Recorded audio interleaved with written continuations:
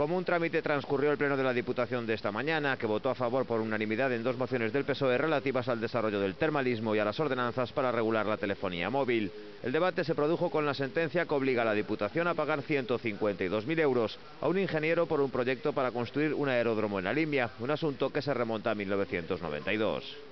O que nós entendemos que é un erro cometido pola Presidencia e por todos os membros da Comisión de Goberno no ano 92, un erro inaceptável, unha tramitación administrativa que non se pode consentir nun organismo público e que nós entendemos que a cidadanía merece unha explicación de todo este proceso. O erro foi ese, levar esa factura á Xunta Local de Goberno. Eso foi o que lastrou a defensa da Deputación en calquera proceso judicial posterior.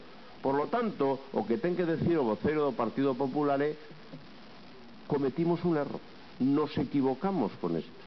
E evidentemente, ao final, temos que pagar intereses. Pois digo que non pasa nada tampouco. Erros os cometemos todos.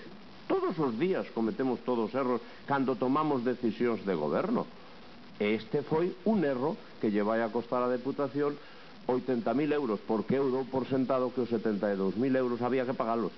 E, polo tanto, hai que pagalos no 92 e agora no 2010. A Diputación obrou sempre en base a informes técnicos, sempre.